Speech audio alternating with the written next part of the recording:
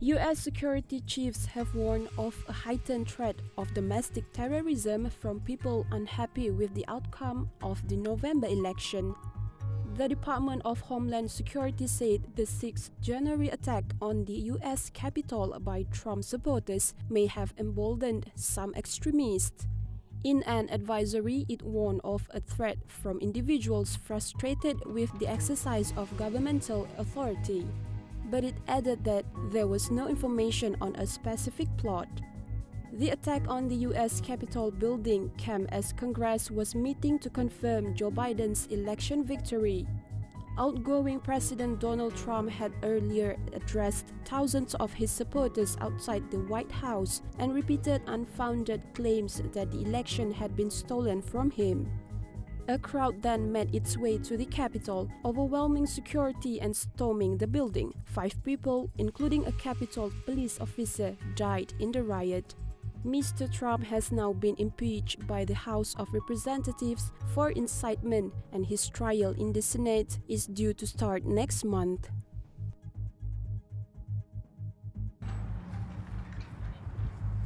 Migrants seeking asylum in the United States are being returned to Mexico to wait out their immigration claims, despite President Joe Biden reversing many of former Trump's hardline immigration policies. Tens of thousands of migrants, mostly from Guatemala, Honduras, and El Salvador, have already been returned to Mexico under a Trump administration policy. We hope that those who have been put and remain in Mexico will be able to make their asylum cases from the safety of the United States and outside of detention. But again, we haven't seen follow-up action from the Biden administration on exactly what's going to happen. So there's a lot of uncertainty on the part of those in the Remain in Mexico program. There's a lot of uncertainty on the part of those who continue to arrive to the U.S.-Mexico border. We still see forcible returns under Title 42, under the pretext of the pandemic. This month shows the practice still taking place under the Biden administration. It comes after Biden's Department of Homeland Security said on January 20 it would end all enrollments in the controversial Trump program that since 2019. The program has forced more than 65,000 asylum seekers to wait in Mexico for their U.S. court hearings.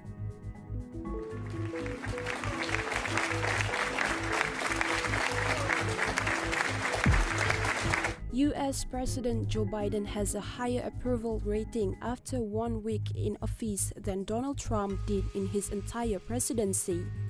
A Monmouth University poll showed 54% of Americans approving of Biden's performance and 30% disapproving.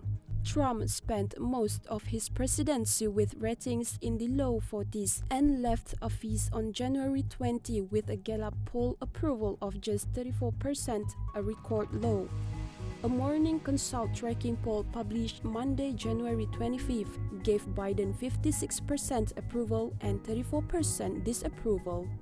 Another poll released Monday by Hill Harris showed Biden with 63% approval.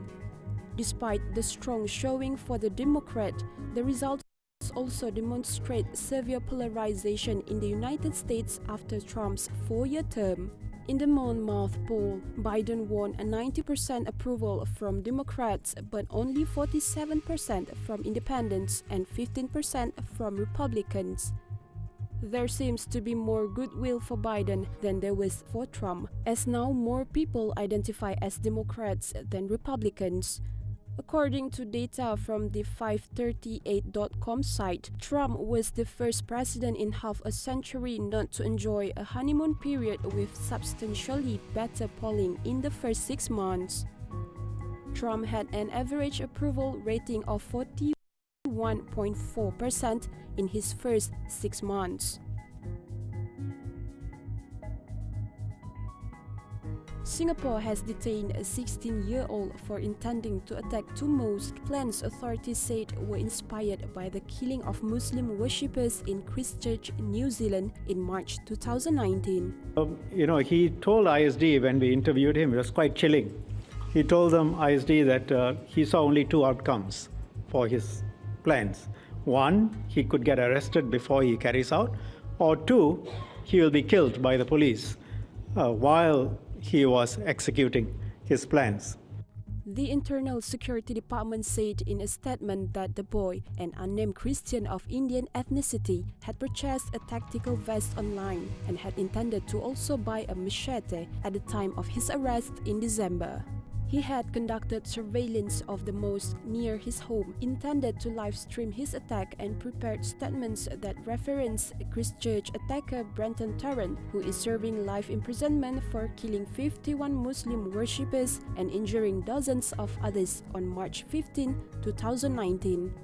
The boy is the youngest person to be detained under Singapore's colonial-era Internal Security Act, which allows authorities to detain anyone seen as a threat to security for up to 2 years.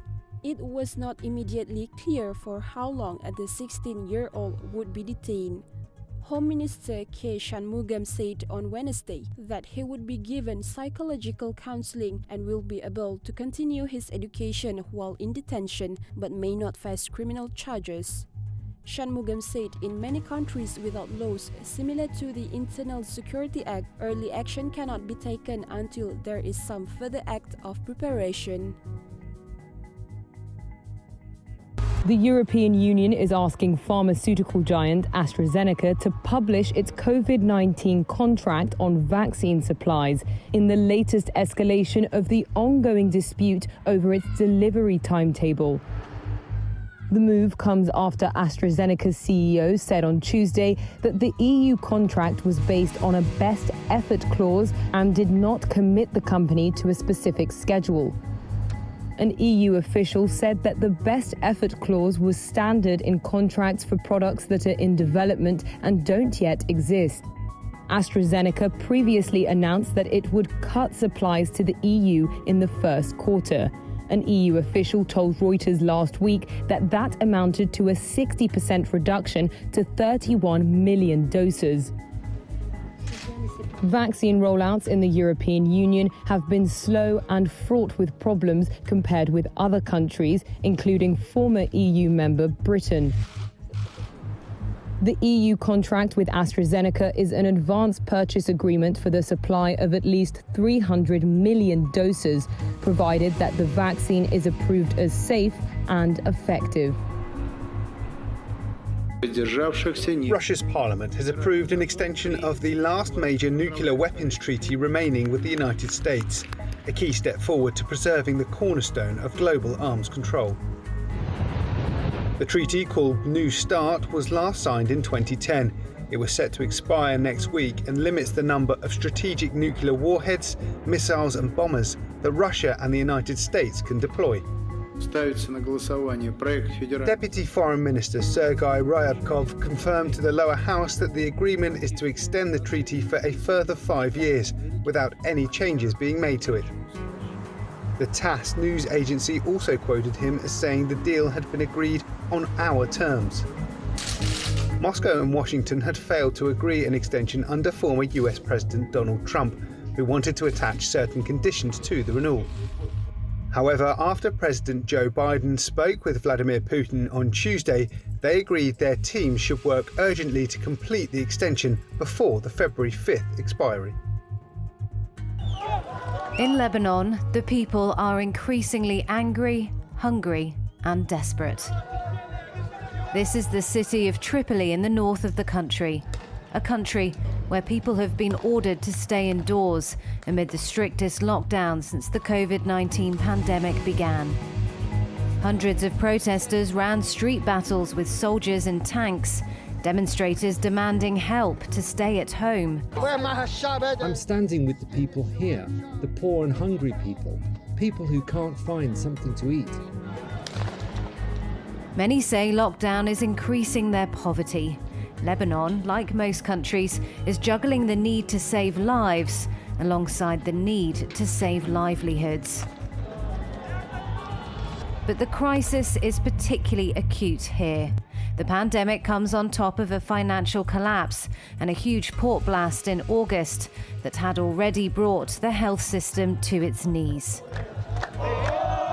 Lebanon registered 3,500 new COVID-19 infections on Tuesday, with almost 2,500 deaths recorded in a country of around 6 million people.